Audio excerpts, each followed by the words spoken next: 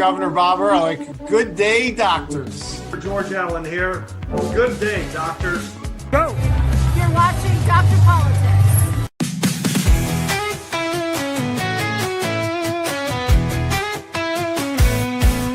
They're Dr. Politics. He's the one to see. Breaking down the news with sharp analysis. From Congress halls to campaign trails, he tells the truth when all else fails. They're Dr. Politics. Dr. Politics. Exposing the spin, the lies and tricks. Dr. Politics. Dr. Politics. He calls it straight, no politics as usual. Love from backroom deals to primetime fights. He sheds some light and sets things right. Debates, elections, policy. He cuts through all the DC sleaze. Oh, Dr. Politics. He's got the facts. Dr. Politics. No holding back. Dr. Politics. Go away.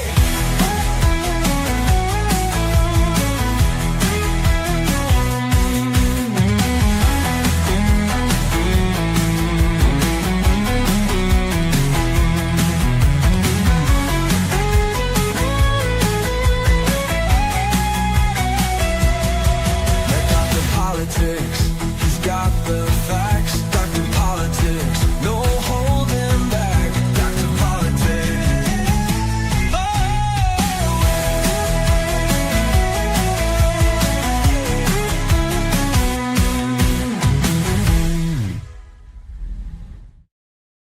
Welcome everyone. This is it is Friday, August 22nd, and you're watching Dr. Politics and the Political Architecture. We are joined again this week by candidate for Maryland District 6 Republican Chris Burnett. Welcome back, Chris.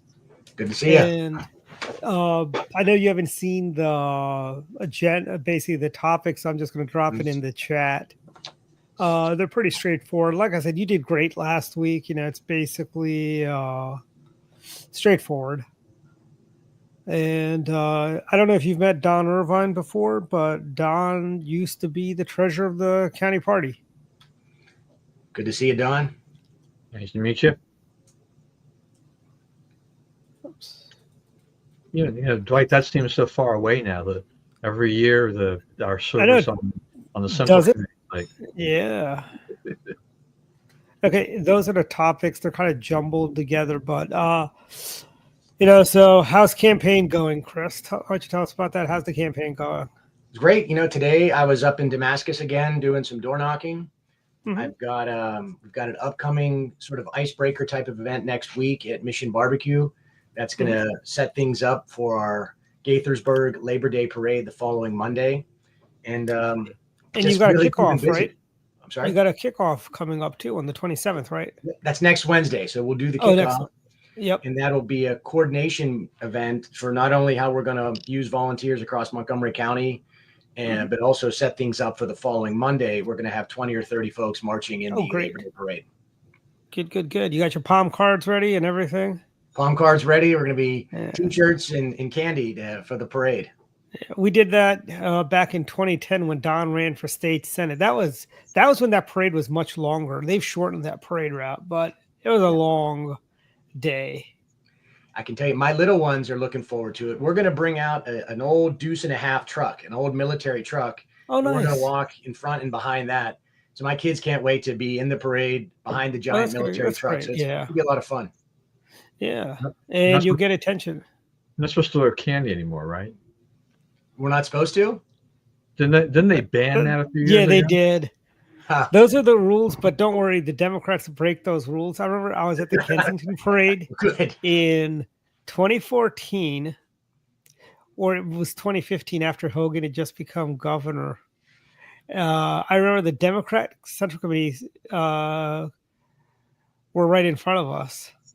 And the Democrats are throwing candy. I go, that's against the rules. Because the kids are running out in front of the cars. I go, or is this a new form of late-term abortion that Democrats are endorsing? Well, I'm glad you said something, but we're probably still bring some candy out just in case. Oh, absolutely. Yeah. You can hand it. You just don't throw it from the car. Just when you walk by, just hand it to them. Yeah. toss it to the sides. Don't. The Democrats are throwing it in the streets, so the kids are running out in the streets. My little ones, the 6 and the 8-year-old, they're ecstatic. They can't wait to be walking in the parade. Yeah. And it's been an interesting lot of things happening, Don. Governor Wes Moore, it's been a really bad week for him.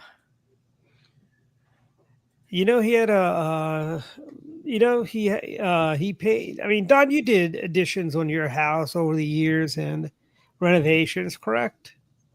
We did have an addition on the house when we bought, just after we bought it. Okay. And let me tell you that the governor, he did some renovations to the state house, the governor's mansion.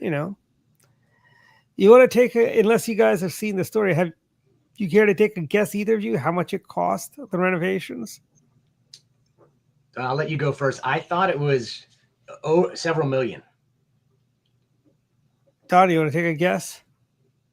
I don't know. $2.3 million. Oh, see, that's still less than I thought he would have spent.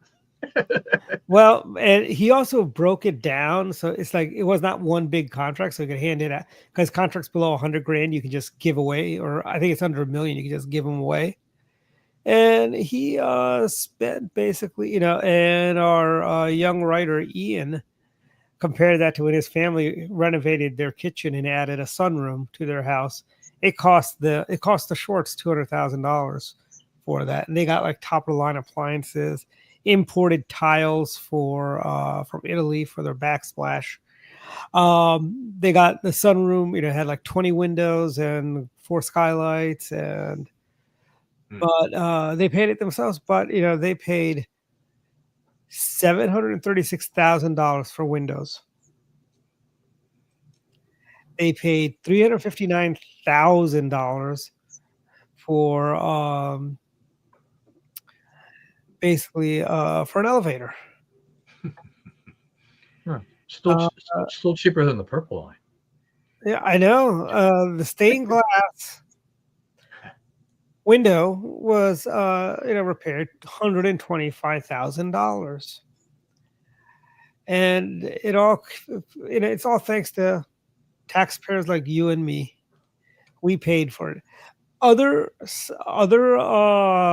folks that have done renovations, like other states have done renovations. It's not like this is not a unique thing to Maryland. We've had, the Texas State House did they've done extensive renovations, but they set up a trust. So the renovations didn't cost the citizens and taxpayers of Texas anything. And I'm just so outraged by this whole thing about how horrible these people can be. It's like, how can you? This is so much waste. It would make a drunken sailor blush, frankly. Yeah, it does bring up the question. In terms of state houses or governor's mansions, that I think it's well within their right to go ahead and renovate. But I think in these times you need to do this, judiciously, and say this part of the governor's mansion or whatever was falling apart, and so it needs repair, not really renovation per se. I've been to the governor's mansion when Larry was governor. Unless these guys are really messing with the whole, unless they basically were drilling holes and cutting walls willy-nilly. The governor's mansion was in pretty good shape when Larry left the governor's mansion. But they spent, Don, you've done a bathroom renovation, right? Well, we had a bathroom built when we made the addition, so that kind of thing makes the. Did that cost you $300,000? No, look, we're talking 20 years ago. For that addition, it was probably like $100,000. Wow. Okay. You think? You got to remember. This is 20 years ago. So. But even adjusting for inflation, you're not anywhere near $2.3 million. No. And it came with a deck. Yeah, he spent $302,000 for bathroom renovations. I think there were 5 bathrooms. I renovated in 3 houses, total of 6 bathrooms. Each bathroom was roughly about $10,000 each. 10 Yeah, grand I mean, each. that sounds more reasonable for a bathroom reno to me, but And I got good stuff. I got the fancy tiles. I got the the brushed nickel fixtures and all the fixtures were Kohler fixtures. They were, and it's not like they were like Moen or these were like high end fixtures I got because they last a long time. That's the reason I did that. But $302,000. I mean, what did you have? Gold plated fixtures, Governor Moore? I mean, So Dwight, I should add, I worked as a carpenter and did framing from You ever time I heard- was in high school through law school. Mhm. So when I saw those numbers, needless to say, having done these jobs myself, having done them in multiple houses for myself, there's some fraud, waste, and abuse in there, or there at least wasn't competitive bids. or you feel you've been shortchanged. You're grossly undercharging. That's for your true. services. I should have kept swinging a hammer, because if those are the current rates, my good, I should pick up my tool belt. I mean, those, the air those conditioning. are the Democratic rates. Well, and that's the problem with, they say, with the Build Back Better and all that money, that not Build Back Better, but the infrastructure stuff that Biden was pushing. The costs for labor were still so high. They didn't really deal with the cost of labor, and a lot of it may have been union situation with the union wages and stuff, that it really got less bang for the buck because it was very expensive. This is the funniest portion of this. The AC was $68,000. I got it. Right? What's that? I think that was just maintenance. I don't think that was a new system. I think that was seasonal maintenance. Yes, you're right. That was just the maintenance on it. I had a guy from Pepco want to sell me a new furnace and new lines and all this, making really energy efficient and all that, right? He quoted me $14,000 for basically a furnace and two AC units, because I've got the zones in the house. 14,000. Actually, it's 14,075. I think they should have just replaced the air conditioning the chiller at that point. Why are you fixing it if I don't think it's a historic unit that they have to preserve, because that's what they'd say probably. But we've got historical codes in the windows. I've done historical renovations, and it's not that expensive. If you went to the Window Man, a good Maryland business, they could have gotten custom windows for a lot cheaper. I was watching. This reminds me, and this is sort of related, sort of not, but I saw this. It was on MPT. This report on Big Ben and the renovations of that landmark, and scientifically, they were able to find out the original color of the trim of the clock, and it was amazing that they could do that.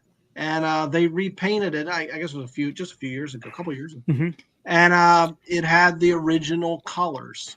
And it probably cost them less than it cost to renovate the governor's mansion. Yeah, maybe. But I thought it was interesting because I had seen it in the 90s, and the colors I saw weren't original. I'm sure, like several coats different. I thought it was amazing. They did they did a Illinois, not known for their ethics and so on. They had their governor's mansion in 1972. They raised from private sources $15 million to do the renovations that were completed in 2018, by the way. So, these were union guys. North Carolina, First Lady Moore, basically, she drew attention to mansion needing help. She created an executive mansion fine arts committee. They raised money. By 1988, the fund, this nonprofit, Grants and Gifts, built $2 million endowment. They used that for their renovations. Dwight, you should get our friend Jim Gilmore on, because remember when Gilmore was governor, we renovated the Virginia governor's mansion. His wife took up that project, but it was on This Old House with Bob Vila, and they gutted it. Oh, really? It was a massive renovation, yeah. And I think it probably lessened the cost because it became a series on his show. of Well, the you know, they pick up the renovation. tab on a lot of that stuff. I remember watching an episode of This Old House back when I was in high school, Yeah. where they renovated a craftsman bungalow in California, and they renovated the whole house. They did a historically accurate addition and all that. $238,000. Wow. Even adjusted for inflation, it's nowhere near 2.3 million. That's the funny thing about this. They could have made this a trust, and it would have been a reaching across the aisle that all Marylanders want to contribute to the benefit Yes. of their. Instead, they did what unfortunately Democrats have a tendency to do, which is spend other people's money on their own immediate interest. Yeah, I think they could have set up a trust, and they could have actually campaigned on it. They could have just gone to a couple of their big Democrat donors, like John Delaney. Yeah, and he could have just struck the $2.3 million check, frankly, for them. Yeah. Or Jeff Bezos, you know. I Mhm. mean, when Anita Perry, the wife of Governor Rick Perry, the Texas governor created a mansion restoration fund, they raised $3.5 million in private donations. Yep. Why is it that Maryland feels we need to use taxpayer money for all this stuff? Yeah, no idea.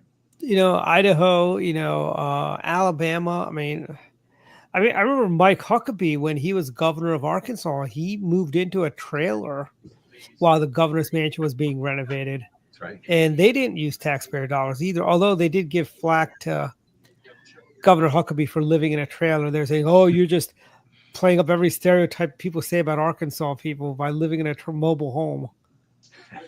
And using lava soap. Remember that story? Yeah. That's actually, you know, so, we got some. For those that don't remember, you remember when we were kids, lava soap was the cheap, really hand soap, but it would like scrape you. And Mike Huckabee said as a kid, they only used lava soap, it was cheaper. And he said that it wasn't until he got off to college when he realized that taking a shower doesn't have to hurt. Because I guess he used a regular bar soap. Exfoliate. I thought Ivory was the cheap soap when I was growing up. Yeah, I think Ivory's pretty cheap. You know what? Not to digress, but I go with the old school, and I found this online. Lifebuoy. Remember Lifebuoy soap? Oh yeah. I bought some Lifebuoy soap. An odd thing I have an interest in, but you go to eBay, you can find the old brands, and you could have bought it at Cracker Barrel. Yeah, that's right. You just gave me a great idea. I've got 3 daughters and my wife. They usually try to buy exfoliating soap. I didn't realize I could just be using lava soap all this time. Yeah. And they would be getting the benefit of an exfoliating soap. That is a great, I thank you. You may have just saved me a ton of money. Lava. Yeah. I remember that one. And then we used Dial and Safeguard. Remember Safeguard? Dial. I mean, bar soap has largely disappeared. We used to use Irish Spring. I think you're right. I think you're right about that. It's gone a lot to body wash, you know. Type of thing. I think you're right. Because the body wash is easier on the skin. You don't get the dry skin that soap leaves. And and in prisons they might want to use shower gel so they don't drop a bar of soap. So sorry. Anyway. Or they carve it into a weapon. Carve it into a weapon. Make a little gun out of it. There was actually a story about where they actually in some prison they did make them sharpen them so they could use them as shivs. Yeah. Yeah.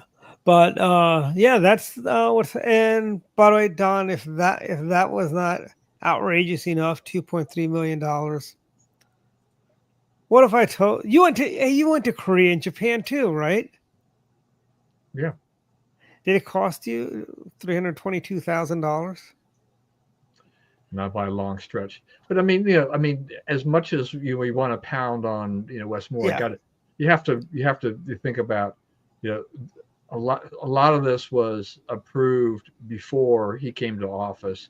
It's deferred maintenance. It's kicking in now, so he shouldn't take, as much as I hate to say, he shouldn't take all the blame for this.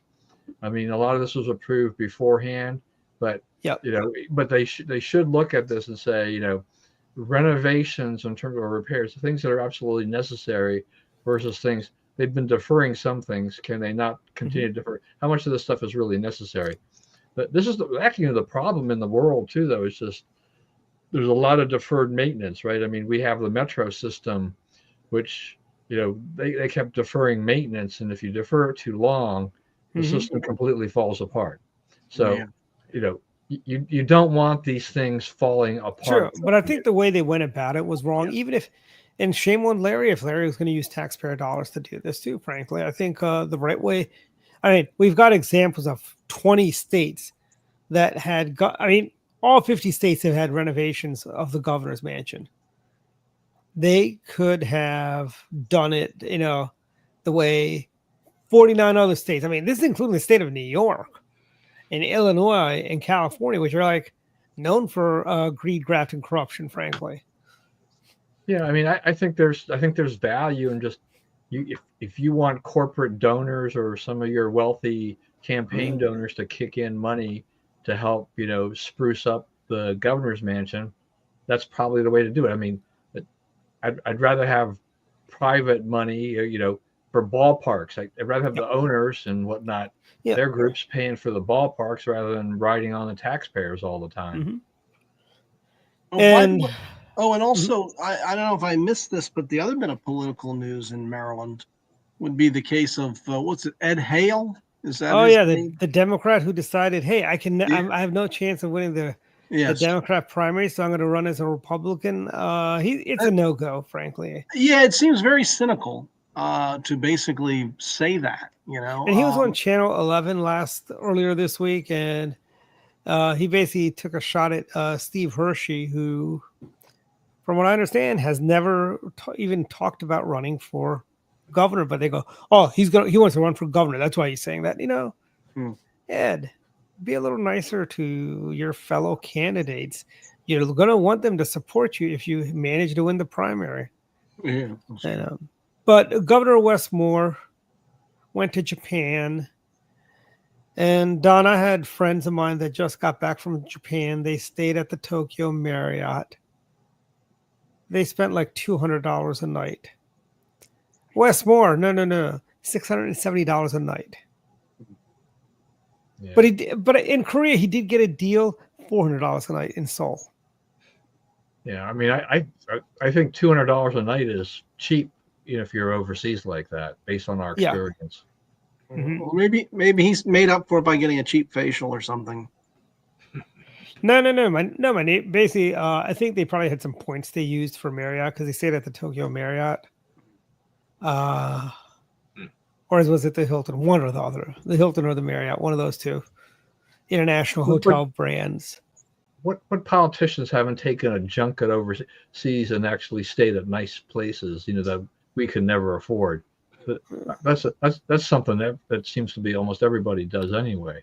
President Trump went to Scotland. He stayed at his own. It's not like he stayed at the Tokyo Red Roof Inn or something. Yeah. The Tokyo Motel 6. I think Trump has a few other advantages that others don't have. Yeah. What if he had stayed at the Trump Tokyo Hotel or something?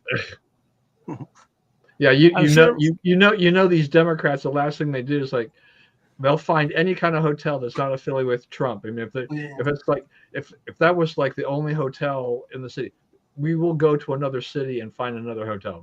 We cannot be seen entering a Trump property anywhere near it. That's true. Yeah, I mean, but I just think it's funny. And you notice Westmore's been getting really snippy with the president. He wants to be relevant, as a presidential candidate. He's clearly running. I mean, it seems like he's clearly running. Well, basically, he kind of, remember when you were a kid, Dave, and you had to sit at the kids' table, but you wanted the adults to pay attention to you? You'd scream or do whatever so they'd look at you. That's what he's doing now. And let me share this. Hey, so while you're pulling that up, I don't understand why politicians don't stay on military installations. So whenever you're on active duty, you have to stay on the installation first. And if they're booked or sold out, and they can accommodate up to several, 2, 3, 4-star generals. So they have the ability to receive politicians. It would be the cheapest rate. It's a good use of taxpayer money. And then only if it's full or they couldn't accommodate, then you would go off installation, and then you're capped in terms of what you could pay every night. Yeah. Westmore's a veteran. He should have stayed on an installation. Also, why didn't he stay at the embassy? I'm sure they have accommodations where he can stay at the American embassy in Tokyo. Yeah, there's no need to be spending money whenever you've got all that U.S. infrastructure over there. Yeah. And by the way, this is Little Westmore. Hey, look at me. Wow, you got the grown-up candidates, Josh Shapiro, Kathy Hochul, and the governor of California. But, I mean, because the way he goes about it, I mean, you can read the article on the club site. It's going to be on our Substack, too. But, I mean, it's, poor Westmore. He said the other day, don't put Baltimore in your mouth, Mr. President. But, I mean, we could spend the whole show just talking about all the ills of Westmore. Well, yeah. I was going to say, when you brought, or David, when you brought up this whole thing about Westmore running, there's a site called Race to the White House, and they're the national polling averages for the 2020. This one is showing Harris at 22.7%, with Buttigieg at 15.3%, then Gavin Newsom, AOC, Tim Walz of the whole thing, Cory Booker, Josh Shapiro. Those are the big front runners, with Jasmine Crockett, Gretchen Whitmer, Pritzker, Mark Cuban, Elizabeth Warren, Roy Cooper, Mark Kelly, and Andy Bashir also having 2-3% or less. So I was like, this is not exactly an inspiring field for 2020. No, and more. There's no Westmore on this particular polling. They've taken these averages. He's not showing up anywhere yet. And I'll say this, if he is their second coming of Obama was leading in the polls back in 2008 when he ran for president. But I'll tell you this, Westmore, message to you, just don't embarrass yourself like Martin O'Malley. Only Marylander that ever got close to living in the White House was Governor Agnew. He was the closest, and I don't see anybody who the only person I think that has the charisma to do that would have been Bob Ehrlich. If he ever ran for president, I think he would do much better than Martin O'Malley or Westmore or Larry Hogan, for that matter. Just because Bob's got the charisma to do it, I mean, what's Moore's platform at this point? I mean, they've raised taxes. I'm not Trump. That's what it is. I'm not Trump. That's his platform. That's every Democrat's platform. That's the entire Democratic Party platform is that we're not Trump. Every single one of them is just, they are the counter to Trump. That's all they've got. Well, and what does that remind you of? They won't run against him. They'll be running against J.D. Vance, probably. Right. Probably so. Don, what does that all remind you of? 1996. He's not Clinton, Bob Dole. Or if you want to stick on the Democrat side, John Kerry. He's not Bush. That's why I'm voting for him. Yeah. Hate does not, or disdain does not help your campaign, frankly. It's, you got to have a platform of your own. You cannot run and say, I'm not this guy. As David said, and the thing is that if you're trying to be the anti-Trump or I'm not Trump guy, and as they point, and Trump is not running, it makes no sense. Yeah. Trump's not going to be on the ballot. Then again, he might, Even if you say that J.D. Vance is the MAGA heir, it still doesn't make any sense. J.D. Vance is a completely different person. And here's the thing. We don't even know if J.D. is going to be the nominee. He might be. Most likely he will be. But remember, what Governor Pence, Vice President Pence was a great VP until January 6th, So you never know when, but I think JD would be a fine president. Heaven forbid somebody stand on their principles. Yeah. It's like a novel concept, for a Democrat. So I'm hoping it's JD. I'd love to see a Marine as the president. Yeah. Former corporal. Couldn't ask for a better resume than that, if you ask me. That's true. And you put JD Vance against any of these Democrats that I just mentioned for president in a debate. No contest. And here's the thing, J.D. Vance lived the American dream. He's experienced American exceptionalism. And I don't see any the Democrats are joyless. I know we joke about Joyless Reed from her podcast now, former NBC, or which is now MS Now, or going to be MS Now. In the not too distant future. Yeah, they used to be Microsoft. That's what the MS used to be for. But I don't. They don't have what the Democrats need is they need to go find a Bill Clinton, frankly, if they even want a prayer. Because I don't think a Bill Clinton moderate could even beat JD Vance, frankly, in 28. But if they want a prayer, they need to find a Bill Clinton, frankly. Yeah, well, the Democratic Party has gone so far left. I don't know how they get back towards the center where they need to be if they really want to have a chance. Especially when you have people like Mamdani, and then you got the guy that's running for mayor of Minneapolis, another socialist. Basically, let's stop calling they're communists. Stop calling them socialists. You have in Seattle, they had a councilwoman get elected. She ran on that same crazy cuckoo. And honestly, New York City, what's going to happen is if Mamdani becomes the mayor, there's going to be a lot of buyer's remorse within 30 days.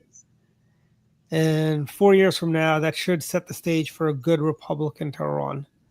I mean, I think Curtis Sliwa would be a great mayor, but he's not even the Republicans aren't even giving him a chance, which is kind of sad. Yeah, I mean, it's, the odds are against the Republicans anyway, just because of the voter registration, but in general. But yeah Sliwa, he'd be interesting, considering his long history in New York City with the Guardian Angels and everything. I mean, he's basically their own version of Batman without the mask, basically. He patrolled the streets with his Guardian Angels, and he basically was a target by a mob boss. I think he would be a fine mayor. He'd be way better than Adams or Cuomo or Mamdani, frankly. And I think what he represents. I mean, he brings accountability and integrity. Yeah, and I think that goes a long way right now. Whenever I think so. The Democrat Party that doesn't really stand for anything and seems to stand in opposition to accountability, anybody that represents accountability, transparency, and integrity, you at least have a puncher's chance. And here's the thing: the Democrat Party has a culture of corruption right now. They've got, they're doing all these crazy, nonsensical things that you'd never think they would do, frankly. And it's like this is the party of JFK and Bill Clinton, even sort of, and neither one would be nominated as a Democrat today if they ran. Bill Clinton, decided that the Constitution doesn't apply to him and he was going to run for a third term. He would not get out of Iowa because he's too right wing. They would throw the Clinton, they would throw the welfare reforms that he made, all that against him, But absolutely. Yeah, so, guys, previous week we had the summit in Alaska, and then this week we had hanging out. Zelensky and the Europeans came to town. I don't know if you guys saw Cal Thomas's article where he was kind of critical of the president's idea of giving up the Donbass region to the Russians because you're giving them, everything they want. It's kind of akin to. I mean, the president hasn't really said that's what he's going to do, but there is no. It sounds like very Chamberlain-esque, give Hitler the Sudetenland, and that's everything will be fine. Mm-hmm. But the difference is Chamberlain didn't guarantee the security of Poland or the other countries, while we are saying we will protect the territorial integrities of Ukraine. Mm-hmm. And thereby, it would be a deterrence from a Russian invasion. And I think one of the most telling things that came out of there is where the reports were that Putin said, hey, if you were president, we never would have invaded Ukraine. And that's very telling about the Biden administration. It's interesting. I think you have to also look at right now, Russia is in absolute decline. They don't have the equipment, the manpower, or anything really else. So if you start looking at historical examples of a concession that was made and that country was building towards war, very different than what you have right now. Russia is tapped out, and they're tapped out for the foreseeable future. By giving them an off-ramp, which I don't like the idea of them going unpunished, but you're basically going to bring stability back to Ukraine, stability back to the region, and I don't think Russia is really a threat to anyone for the foreseeable future. I mean, the Russians right now are like kind of the Ottoman Turks were between World War I and the Crimean War. They're a dying empire. Yeah. And I don't see, but I do like, and I think what we need to do is after this is done, we need to bring crippling sanctions against Russia and anyone who buys Russian oil, frankly. Right now, you've got the Europeans that are buying it, and India's the middleman that's washing the oil. They're buying the oil from the Russians. The Europeans are buying it from the Indians, and and I think they all should be punished for it, frankly. They should be buying American crude. We've got the technology. We can ship LNG over to Europe. Russia, they don't need to rely on Russia for natural gas or anything. Years ago, there was a plan over in Sparrows Point where Bethlehem Steel was to build an LNG plant. And now I heard they were talking about moving it down to somewhere in St. Mary's County, building an LNG plant there. Well, and I assume that Trump has lifted the ban on the export of LNG. I assume that's now lifted. That was a day one thing, I think. All right, good. I think that the tough thing and the reason I wrote a column on this, I think the reason Putin kind of has the upper hand here is that in a way he's got the bigger country, Russia, and he doesn't care about his soldiers dying really. So he'll keep it up. And he feels in the long run he benefits. Either he takes Kiev at some point, or let's say there's a revolt among his own people, which doesn't look like it's happened now, and he has to back off. He'll be in a stronger position because he'll have more territory than to negotiate away. So I think for Trump, just to get him to talk peace is still a major accomplishment. But I don't think Putin's going to want to stop the fighting because I think he believes it inures to his the fact that he's still sending missiles into Kyiv. By the way, wasn't it always Kiev? Growing up, I knew it as Kiev. I knew it as Kiev. We never referred to. Yeah, now it's all of a sudden it's become Kyiv. Well, Dwight, when I was a kid, they referred to it as Bombay, not Mumbai. I still call it Bombay. Okay, and I don't know if it's a colonial thing or not, but I knew it as Bombay. That's right. Well, basically, it's not you got a lot of woke young Indians that are. The other thing is, when I grew up, we didn't say Ukraine; it was always the Ukraine. But we use the article "the Ukraine," but now it's Ukraine. But we used to say Smokey the Bear too. Now it's just Smokey Bear. Do you think that Kyiv came out of? I've heard people reference the Kiev Rus history. In other words, the ancient history of Kiev Rus was the old Russian Empire capital 1,000 years ago. I always knew it as Kiev, and it's sort of westernized. But then the Kiev is the sort of the more regional or local dialect, apparent. But I've heard Kiev Rus mentioned several times in terms of the historical alignment between that region and Russia. And also the dish was known as chicken Kiev. I never thought it was chicken Kiev. Yes, I know. That was chicken Kiev. Well, look at Turkey, right? Isn't Turkey still Turkey, or did they change their names too? Well, they want you to spell it Turkiye or something like that, right? Please, let's just do it as turkey. Like a Thanksgiving Day turkey. Gobble gobble. Well, and also you can wind up a little more Turkiye or whatever. It's a little bit more ethnic for them. Well, and as another bit of branding is tight where I am. I always knew it as Tyson's Corner, but they prefer just to go by Tyson's. They don't want to be called Tyson's Corner because I guess it doesn't sound upper class. Yeah. So I mean, basically, things change over time. Well, Rockville used to be. There's a part of Rockville that's now called North Bethesda. Okay. There's parts of Wheaton that are called Kensington now. Okay. Yeah, the metro station is not White Flint; it's North Bethesda, right? Yeah. What was wrong with White Flint? I never I know. Like, what is because North Bethesda, it's kind of like that whole thing of like North Potomac. Yeah, Shishi. Yeah. Right. It makes it pushes up values or whatever. I remember North Potomac was called Darnestown. Yeah. There's still Darnestown, but there's a lot of North Potomac out there. Yeah. And I remember when it was considered derogatory to say PG County. It's just like let me tell you, in the State House years ago, if somebody said PG County, the entire PG County delegation would get out and say, it is Prince George's County. And and it's like, you're not Southerners. Why are you calling them Georges? It's like, they're kind of, what are you trying to be, Southern, Wow. But yeah, and even Republicans didn't like it. I remember when a young guy who was running for Congress back in 2002, or 2004, John McInnes. I went to an event and they said, I referred, this was a Republican realtor in PG County. And I said, PG County. And she goes, no, it is Prince George's County.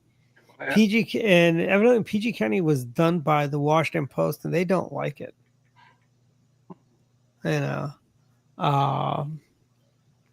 it is what it is. I mean, I still call it PG County, Yeah, I still but yeah. But back to David's earlier point about Putin, not being really done. I mean, I think he's right there in the sense that, they brought in North Korean troops. Yeah. They're basically, they just keep throwing people at this, Yeah. Right too. The gulags are empty now. They're tapped out because they emptied out their prisons. They found all the older 50 and 60-year-olds that they could, and they threw them out there. So then they're running out of those people. So then they get the North Koreans, and they become, the sacrificial lamb. I believe from the day one that what Putin wants to do is he wants to reassemble the old Soviet Union. Yeah, this is his way of doing it. They took Crimea. And they were sitting on that for a while. They get Biden in office. It's like, oh, okay, well, we've now got we've got a path to try to see if we can't swallow up some more. Ukraine, give them credit, they have been remarkably resilient in holding back as much. Being outnumbered. They didn't have the resources that Russia does. And NATO's not putting troops on the ground, so Ukraine's got severe limitations on this. Yeah, does Putin really want peace? He wants he wants to get as much as he can out of this. He wants a pause. I don't trust him that even if you signed a peace accord, that's going to hold all that long. Yeah, I agree. Yeah, maybe he signs it now. Maybe it holds until the next president, if the president turns out to be a Democrat and not a Republican or something. Or he holds it until he rebuilds his forces and restocks his. Right. I mean, then he goes back in and he's starting at a different position, frankly. Obama did nothing when he went into Crimea and Georgia. Remember, Edward Shevardnadze was president of Georgia, the state of Georgia. Right. Oh, wow. And but I mean, is their capital also called Atlanta? No, it's actually called something else. I'm trying to think of the name of the Tbilisi. Yes, Yeah, I think you're right. Macon or Savannah. Wasn't Savannah the capital of Georgia at one point? I seem to remember. I want to say maybe around the Civil War era, somewhere like that. But and in fact, I think in Maryland, wasn't the capital? Was it originally in St. Mary's County? Yes, that was actually the capital. Yeah, St. Mary's County. Where they also had by the way, St. Mary's is also one of the most haunted counties in the state of Maryland. I bet. I mean, that's probably the earliest part of Maryland, maybe. Well, there was also a Civil War prison there. Okay. And there was also a hospital where a lot of Civil War. We had Confederates in the jails, and we had the hospital treating the Union soldiers. Okay. and there was a lot of that stuff going around. But I mean, we're at 1,277 days in the war on Ukraine, which I think I think it's gone on too long. Mm-hmm. The fact that the Biden administration did nothing to either prop up Ukraine or negotiate a peace treaty. That's what great presidents do, by the way, Joey. They step in. Teddy Roosevelt did that. I mean, Winston Churchill protected Greece from the communists, frankly. Yeah. And he had that Greek Civil War going on. And then, we've got Israel versus Hamas. And I'm thinking, we need to just, like there was a post on Facebook a few weeks ago. I think it's true. Stop blaming Israel and let's blame Hamas. Why are kids starving there? Because of Hamas. Why, there's no infrastructure. Why don't they have water or electricity? Hamas. Hamas is the reason why things are bad, not Israel. Well, we've known that from the start. I mean, that's true. The problem is that you can't. The media is not reporting it that way. No, they're not. They lend to a different narrative, and so that's why you get these people in Israel and everything else starting to protest and whatnot. They want. It's like, look, Hamas has got one goal and one goal only. Mm-hmm. They don't want a two-state solution. They don't really want peace. They want the extinction of Israel and all Jews. Yep. If they agree to a peace agreement that it is only a temporary thing for them, so they can do what you were saying about Russia is basically can have a chance to rebuild, so they can go back again. If you don't get rid of Hamas, this is an ongoing problem, and it really bothers me. It stings me that how many people go out there and they protest about everything that's going on over there, and they have completely forgotten that Hamas started this thing. Hamas attacked Israel and Israelis. It wasn't the other way around. So don't come crying to me and say Israel is some aggressor and they're terrible and they've got to do something. If they want to go and take over Gaza and they want to start kind of laying down the fist and whatever, they should do it. Because I think this is enough nonsense, and I think Trump, whether or not it's Russia, Ukraine, or Israel, Hamas, I think he truly wants to see an end to both these conflicts, and let's move on. But he also wants to see it, make sure that it goes in the right direction, and I think Trump does understand that Hamas is there is no two-state solution that will not work. That's not a deal.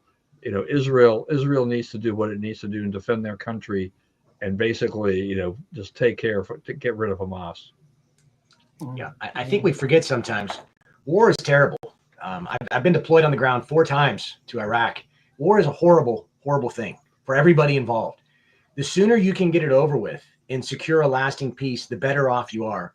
And I do think that Trump is trying to set the conditions for a lasting peace by saying, look, we've got to endure this terrible phase to get out and secure a peace. But this idea that we've somehow sanitized conflict to a chess match is absurd.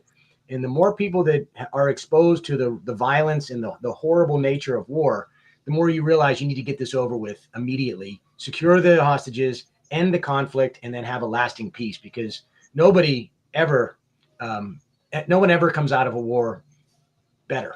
Everybody suffers, everybody sacrifices. You try to have a lasting peace based on ending it decisively and moving on. Yeah, and that, you just mentioned hostages. I mean, the hostages, that's been a complete joke. I mean, Hamas has been holding on to these people. A lot of them have died, and they keep stringing everything along. This is not Israel's fault. I mean, any of the families or any people who's complaining about Israel trying to get the hostages back, this is not their fault. I mean, they've been trying to get those people back, and Hamas has just been dribbling these things out. And in the meantime, many have died. This is a complete tragedy on this. As you said, war is horrible. None of us want war. Let's get these conflicts ended, but build a lasting peace. And for that, Trump will get a Nobel Peace Prize. Some ways, the liberals will probably finally fall over and maybe actually get in line and give him a Nobel. Well, Hillary's going to give him. Said she'll nominate him if he brings Russia. Well, I mean, there are peace. conditions. I mean, it wasn't an unconditional, Being sarcastic, though. I think it was sort of sarcasm. But I mean, here's the thing: is we've got and basically it's like even like if you go, like even in my neighborhood, I've seen houses let the Gazans eat. I'm like the Gazans. That was an alien race, by the way, on Space 1999 that they encountered. The Gazans.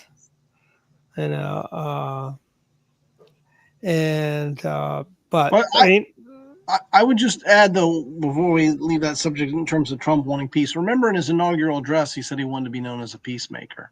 Mm-hmm. So that's why I think he's in a quest that's part of his legacy. So whether it's in India, Pakistan situation or in other places or in Ukraine, Russia, I think he wants to try to find a peaceful settlement.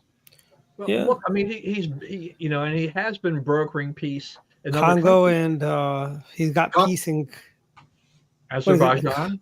Yeah, Azerbaijan, and also the Congo, and what's the country there? There's a problem there in the Congo. Also, he's brought peace in our time, so to speak. Yeah. Unlike Chamberlain, I think this is more realistic and sustainable.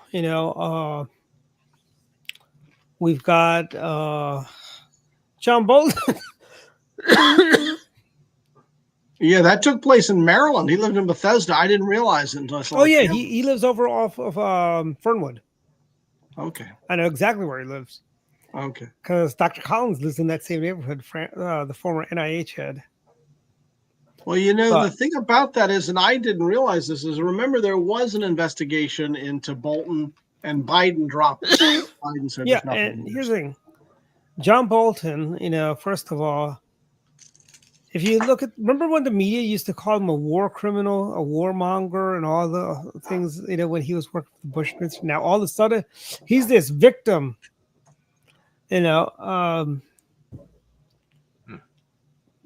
I mean, he's not a victim. I mean, it's sad that he was woken up early in the morning. I don't like to get up too horribly early, and his house was raided. But tell that to President Trump, who had his house raided, or name fails me, but you know who I'm talking about, the Nixon administration guy. Roger Stone. Roger Stone. Yeah. And the CNN happened to be tipped off for some reason. Yeah. It's like, shockers of shockers. But I mean, I think, I say we just let things play out, frankly. Look,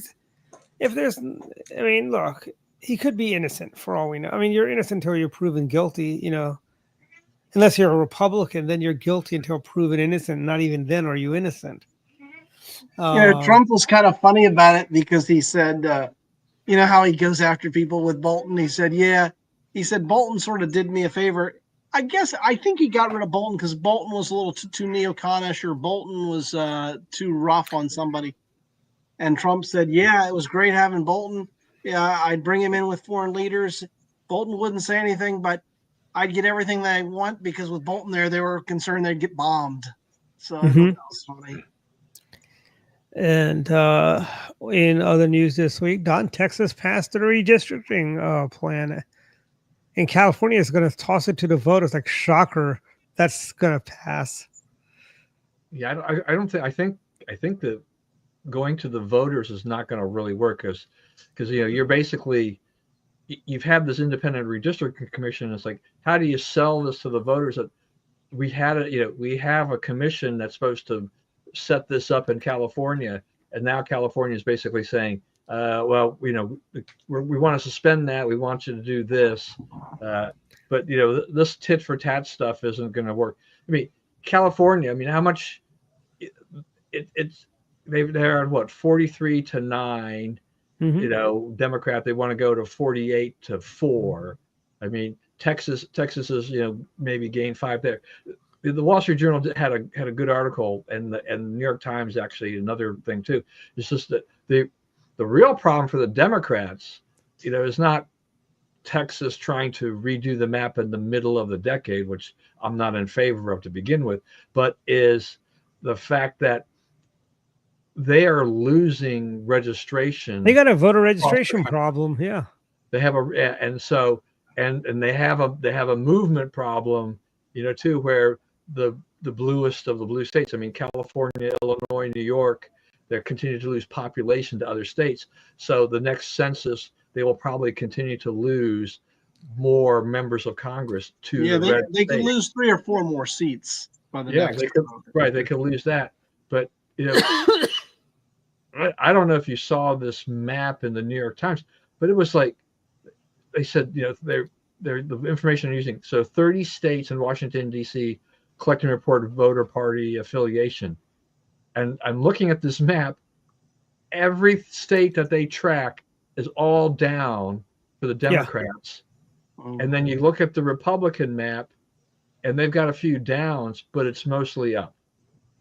The largest swath is unaffiliated right now. A lot of people are ditching Dems to being unaffiliated, which is going to be interesting how they're going to challenge the primary in Maryland to say, look, we've got to start having an open primary because we're talking about 30% of our population not participating in an election.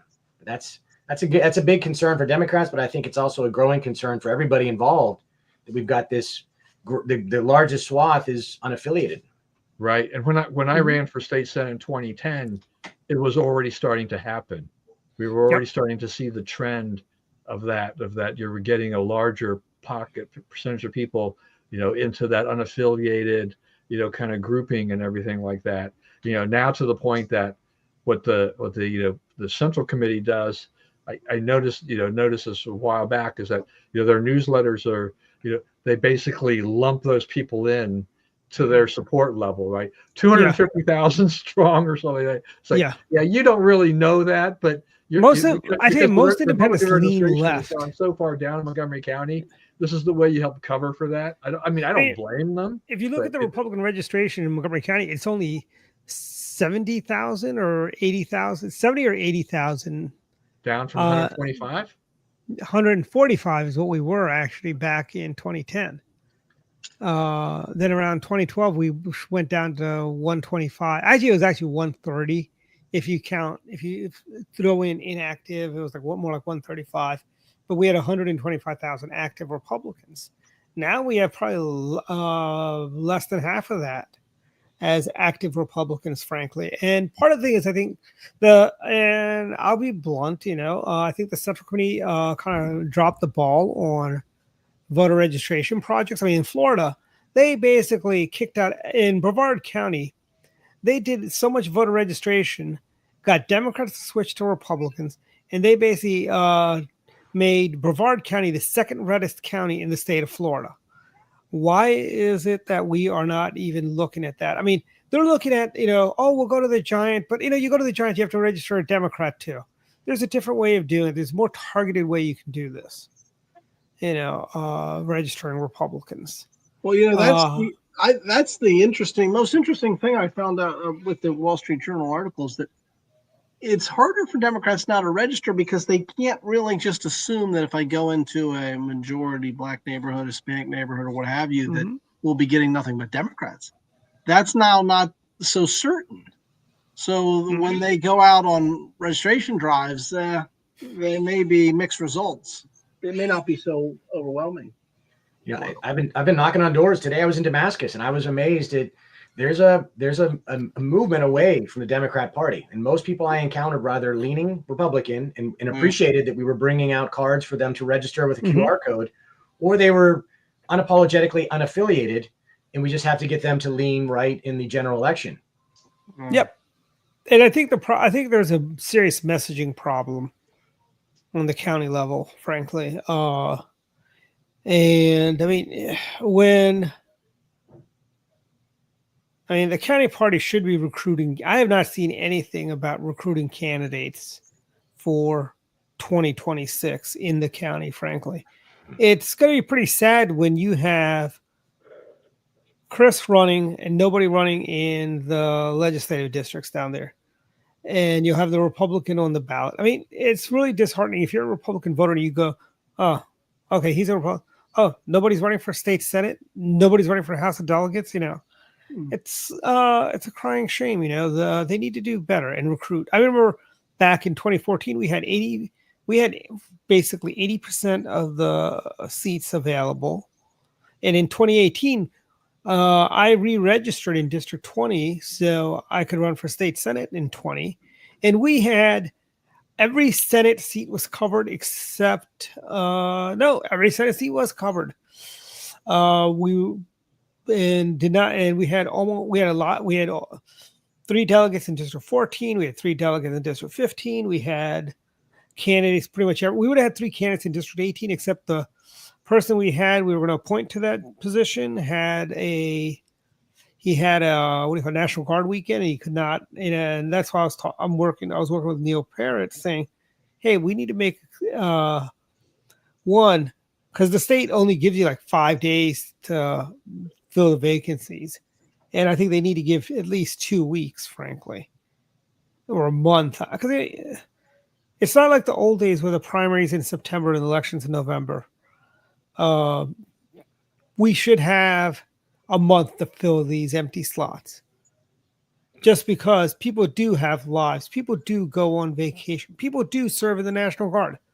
People do get sick, and they can't make it in the first 5 days, and you just give the Democrats a free pass. And what happens is they take that money, spend it against Republicans running in Baltimore County, like Johnny Ray Salling or Rick Metzger, or in Harford County, like Christian Mealy, or Anne Arundel County, they'll spend it against Jessica Hare, who ran for county executive. When counties don't fill the slots, those Democrats go and spend their money against Republicans. And many a time, we used to have a lot of Republicans in Frederick County. Alex Mooney lost. And part of the problem is a lot of those folks. Wrigley. There you go. Wrigley. I figured you were dealing with a cat every time you bent down. Well, here's Wrigley. Wrigley is unaffiliated, right, Wrigley? But you're thinking of voting, right, Wrigley? Right? If you're in Chicago or Baltimore, she probably would be able to vote. Well, that's right, Wrigley. What did you say? You can send it to my website when you get it registered. I tell you, what they say, time flies when you're having fun. We are in extra innings, Don. That's right. Probably final thoughts, everyone. Let's start with Chris. Final thoughts. And also tell us where you're going to be this weekend. I was just going to say, I forgot to mention earlier, tomorrow I'm going to take out my favorite campaign vehicle, which is my bike, and I'll be riding in the Combat Vets Motorcycle Association poker run. It's in Northeast Maryland. And all the proceeds are going to donate veterans in Maryland. So I'm really looking forward to that ride tomorrow and linking up with that group to kind of bring some awareness to the veterans issues we have in Maryland. Can't do enough of that. Over the next month, I'm going to do as many of those rides as I possibly can, especially leading up to the September 11th Memorial and then throughout the month of September. And then also tomorrow afternoon, I'll be at the Upper Montgomery Republican Women's Club pool party. I'll be there with all my kids and my wife. So I'll ride all day, which will be great. And then spend the evening and the afternoon with the Upper Montgomery women at their pool party. And then Sunday, I'll probably be out door knocking again. So thanks again for having me. These are great discussions. I really look forward to this now every week. Yeah, we love having you on, and it's the same link every week, by the way, just letting you know. Like if I forget to send it to you, just use the old link and you'll be able to get in. Yeah. Okay. Final thoughts, Dave. Check out my Substack if you get a chance. I'm still writing away, and you can get my podcast on the Substack account as well. I post it there. I'm looking forward to a pretty good weekend. Should be pretty relaxing. I'll try to get another column up. I kind of had a slow week this week, so I got to catch up. But otherwise, should be good. And I hope it'll be kind of cool. Football season's coming up, so we're looking forward to that. And we'll see also the baseball playoffs, how that goes. Orioles magic, everyone. And also, I'm not prepared to talk about this yet, but I need to look into this. Apparently, there's talk about a realignment in the Major League Baseball, which could be pretty major. I'm not sure. I'm a little nervous about that because, as you know, I'm a traditionalist, really, and a baseball traditionalist. So, and I don't trust Rob Manfred, the commissioner. I don't like when you mess with tradition. Also, I don't even like that we went from NL East, AL East, yeah, NL West, AL West, and Well, I also don't like it, and this will open a can of worms. I don't like the DH rule either, by the way. I don't either. And I don't like, by the way, interleague play. When I was a kid, American League just played American League and National League. And that made the All-Star game more important. And also the World Series I thought was more important because they hadn't played each other all year. Yep. I agree. But anyway, I'll look into that and see what's going on there. I don't know. I don't know. President Trump can do an executive order to save baseball. And then the last thing, and I add this because I don't know, we weren't able to get to it, but Cracker Barrel, I don't know if they're going down the Dylan Mulvaney route. I don't think it's that bad, or the new Coke route, but I like the old logo, and I think the new logo just looks like any other fast food restaurant. And the joke is that the old logo, they took off the cracker and the barrel, and I don't think it's very good. So I'm kind of worried, and I love Cracker Barrel, so I don't want them to screw that up. So you never know with the wokesters. Well, I'll tell you, I had AI generate a compromise logo, so I thought I'd just share it. Well, did you? I may have seen this one. See, AI added a woman. Oh, okay. With a rolling pin because she's mad because she wants to go to Cracker Barrel. And the old man is just sitting there on that chair leaning, and she's just a little angry that he's just sitting around and not taking her to Cracker Barrel. Well, did you see the meme, the one of Kamala Harris in the barrel that says cackle barrel, or the one of Biden in the barrel that says crack barrel? That'd be Hunter Biden then. Yeah, Hunter Biden, excuse me, Hunter Biden. Right. But anyway, that's about it. So I'm doing okay. And I'm glad you met Wrigley. He keeps me up at night. His owner mommy was kind of, well, he might overhear this. She was kind of tired of dealing with him. So sorry, Wrigley, it's true. So I took him, and we're getting along okay. Okay. So we're doing fine. But other than that, that's about it. Sure. Final thoughts to Don. Yeah, I mean, on the Cracker Barrel thing, it's like, if it ain't broke, don't fix it. I mean, right? Yeah. I mean, seriously. I mean, I haven't been to one for years, but I love the food there when I've gone there in the past. Yeah, Cracker Barrel. And it's a bipartisan issue too. And I mean, the little gift shop, it's all very kitschy, and the food was good. I mean, they're saying they're going to make some menu changes. It's like they have a niche, and that's you're going to kind of mess with that. I mean, that's like the Waffle House doing something different. I mean, all of a sudden going glitzy with, changing the lettering on the Waffle House is like in the menus. Like, no, Waffle House is the Waffle House. Don't change these kind of things like that. But I mean, and that's the thing. The thing with that too, right, is that direct result of the logo change and these things, because of social media, the stock went down. As a result. So I mean, there was an immediate reaction to that that people did not like the changes going on. It wasn't that they were really doing poorly. It's just that they decided. I think you were saying kind of the wokesters or whatever. They tried to soften this thing up. It's like what a pile of garbage for that. Yeah.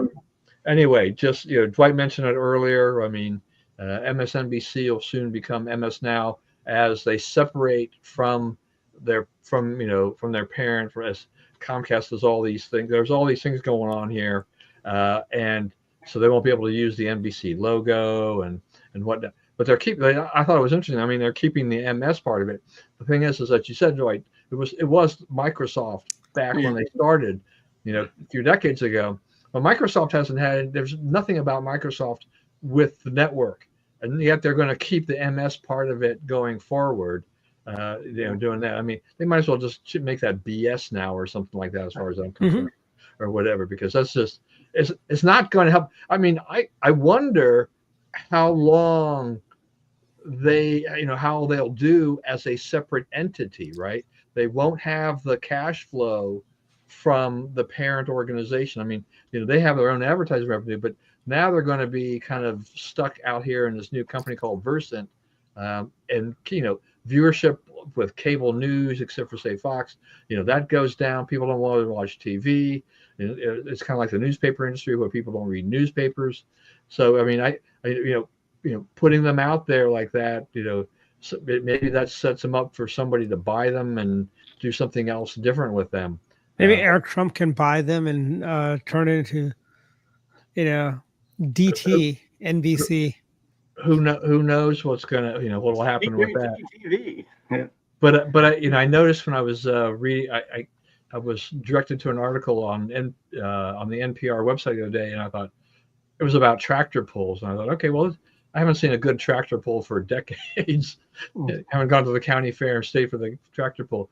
But as I was just scrolling down because I was just more curious about what NPR was doing, as they're moving towards this federal funding cut.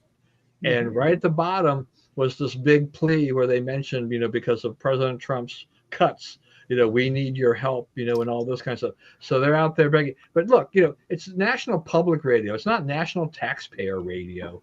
If you want, the NPR is not dead in the water. They have people who probably will contribute. There's the George Soroses of the world. I think if you went to those guys and some of those wealthy liberals, I'm sure they would help fill in some of the gap and do whatever to keep. But they remember Air America. Remember Air America?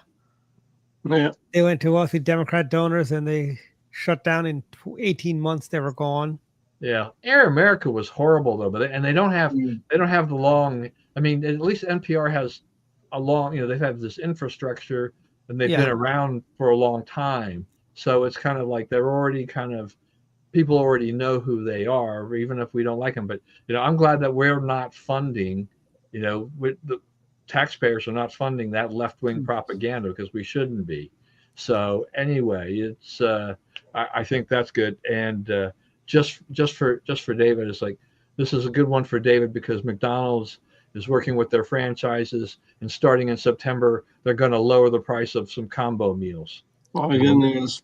I know you love McDonald's.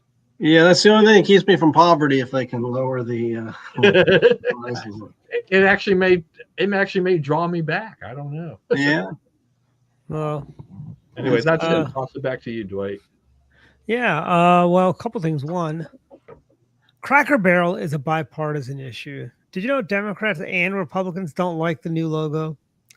Mm-hmm. I think this is a great opportunity for President Trump to make Cracker Barrel great again. Just do an executive order saying you shall use the old logo. That's how I think it should roll.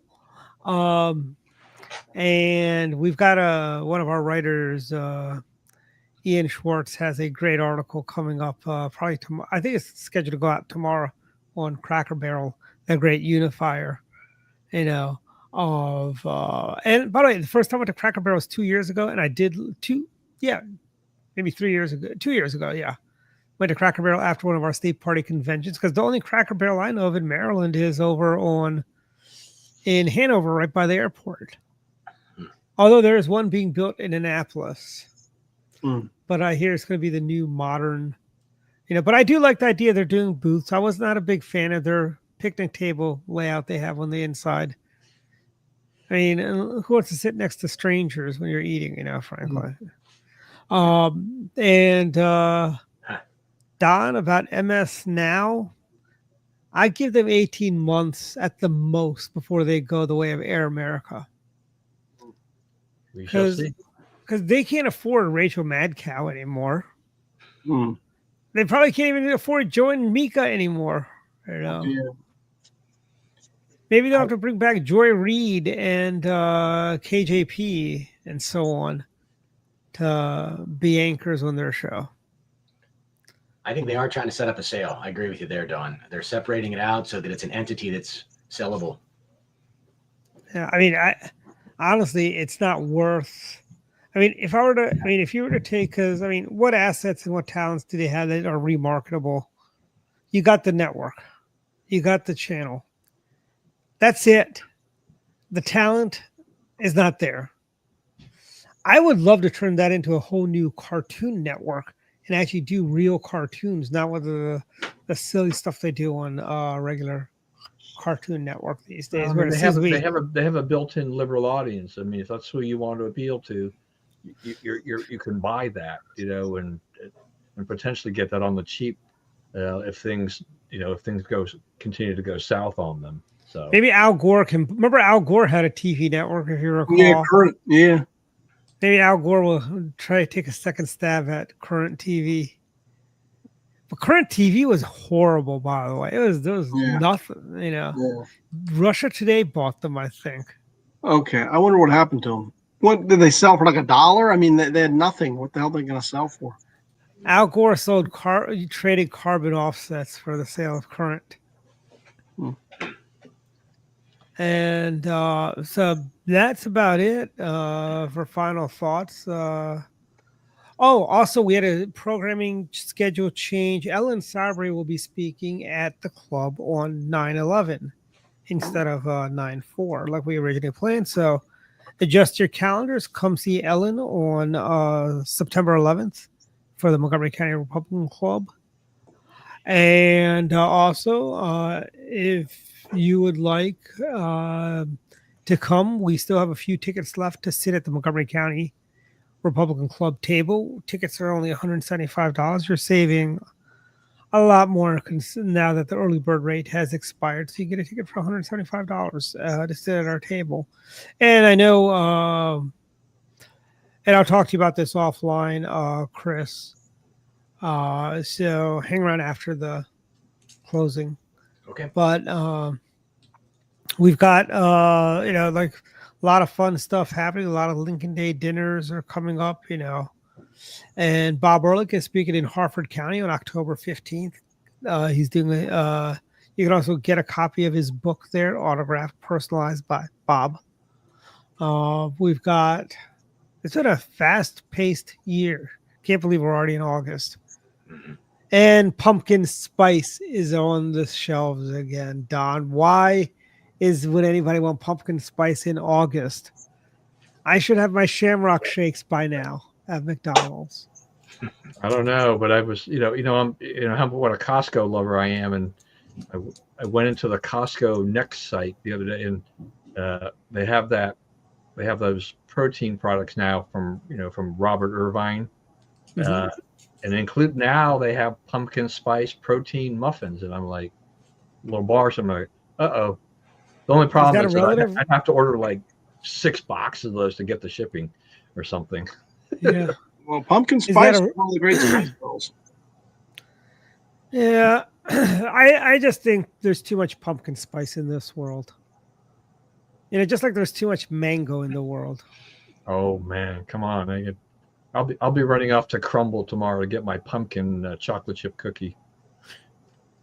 By the way, what has really good cookies is the Costco's cookies. We had over at NASA, we had a salad day, and I went out and bought like 2 trays of cookies from Costco's for that event, and it was great.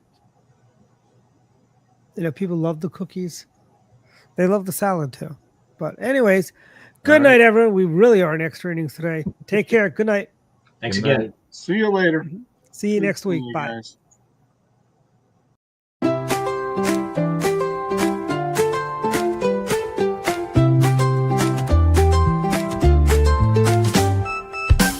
Let's go down to Masoni's, where Italian cuisine shines.